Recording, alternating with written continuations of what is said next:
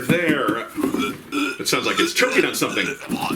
Could it be this year's comic that I meant to review on the short box of the Inane? Well, there's only one way to find out. Come on. Don't fight me. No teeth. All right. Dad?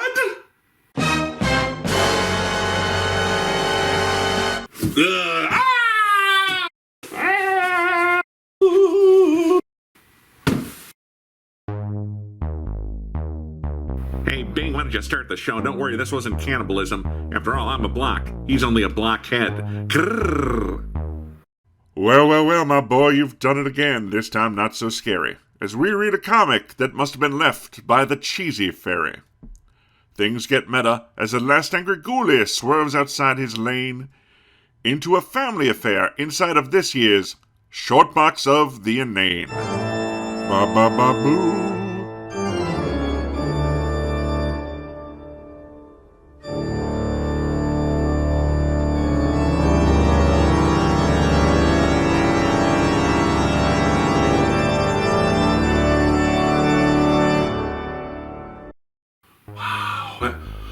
And welcome back to the Short Box of the Inane. I'm your host of this multiverse of badness, the Last Angry Ghoulie. And we're actually inside the Short Box, a portal to all of space and time.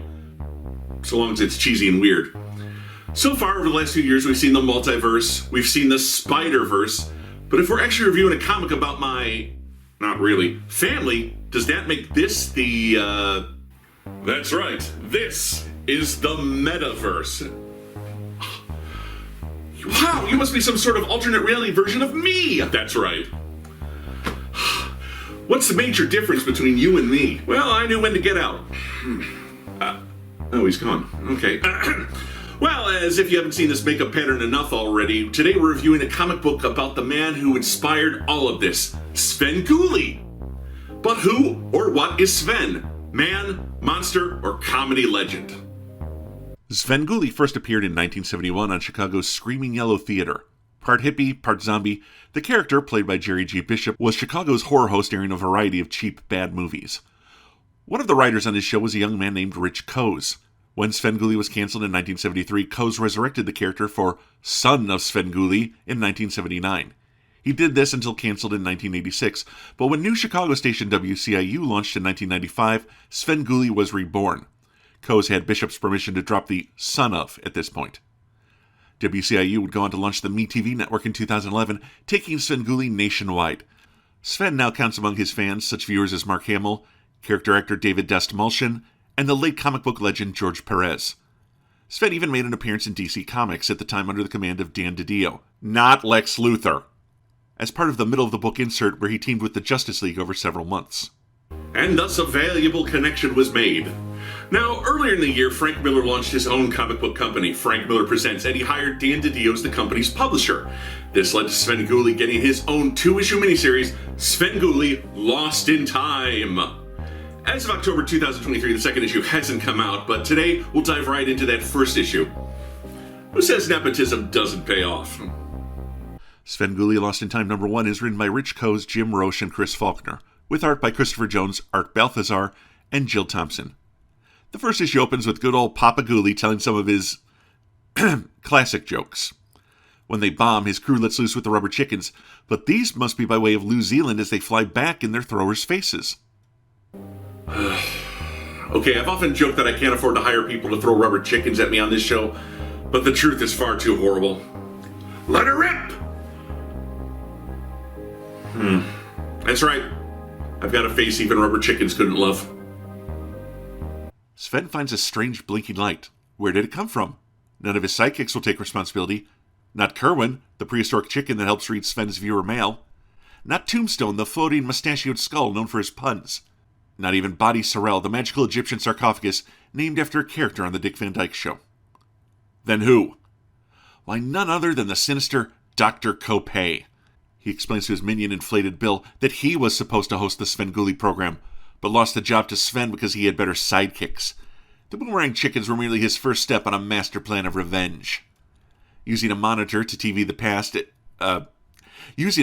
to monitor the past, he looks at the origins of all those Sven sidekicks. Kerwin was MC of a prehistoric comedy club. One Ice Age later, and he's thawing out in Sven's studio. Elswen, an Egyptian magician, no, not one of the jerky boys, casts a spell on a sarcophagus so that it takes on the image of its owner. So millennia later, when Svengoolie buys it at an auction, his face appears and begins talking. Finally, back in that dark era of humanity known as the 80s, the then son of Svengoolie is trying to buy a used car. When a display rack fails and the salesman is crushed under a car, a mustached skull emerges and decides to haunt Sven forever. With this information, Kopay can now exact a terrible revenge on his rival with the Svenbot. Cold steel and bad jokes in one perfect package. But you don't need that metallic abomination. You already have the perfect Svengoolie homage right here. And why should the people listen to you? Because, unlike some other Svengoolie ripoffs, homages, I can speak with an English accent. Svengoolie doesn't have an English accent. Oh, I've never actually watched his show. He's going to send the Svenbot hurtling back in history with his latest invention. Inflated Bill asks if the doctor would like to start with a nice purple and yellow cravat. Not tie machine, time machine. Svenbot will stop the sidekicks from ever joining Sven's show, then return to be Kopay's TV sidekick. Bill even throws in an insulated pizza bag should Svenbot want a snack. Blech. Svenbot hates anchovies. And with that non sequitur, Svenbot travels through time and bids you adieu. First, he leaves the pizza bag behind in the Stone Age, so when the Ice Age hits, Kerwin has someplace warm and fishy smelling to hide in. Then, he travels to the auction house and calls Svengoolie to a nearby phone booth. He misses out on purchasing Body, which has already taken on his new owner's face. Finally, there's Tombstone. Taking advantage of stretchable arms that are strong, the robot steadies the deadly display model and leaves the live salesman behind as he returns to the present. Kopay and the Svenbot rush to MeTV Studios. There, Svengoolie is getting chewed out for having an unfunny, sidekickless show. Kopay declares that he's the man for the job, and the Svenbot can not only tell bad jokes but launch robot skulls that gather information, and it even transforms into a coffin. That's 3 sidekicks for the price of 1. Svengoolie is fired. No. How will I afford college now? More realistically, whose basement will I live in while I play PS5 all day and order Pizza Hut for breakfast, lunch, and dinner? Even more realistically, whose garden shed will I live in while I play PS2 all day and order one Domino's pizza that I have to make last for breakfast, lunch, and dinner? God, why did the price of eyeliner have to skyrocket?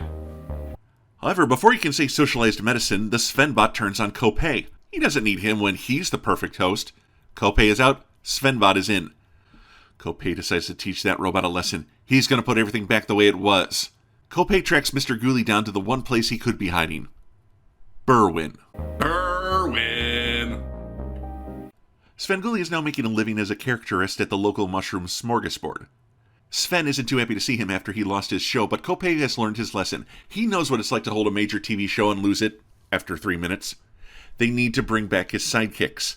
They head back to his lab and Sven gets loaded into the time machine. And he's off. Back in prehistory, he snatches Kerwin's pizza bag and becomes the Red Hood. No, sorry, that would make sense. He becomes the unknown caveman, promptly bombing as a comic and gets tackled off the stage by Kerwin.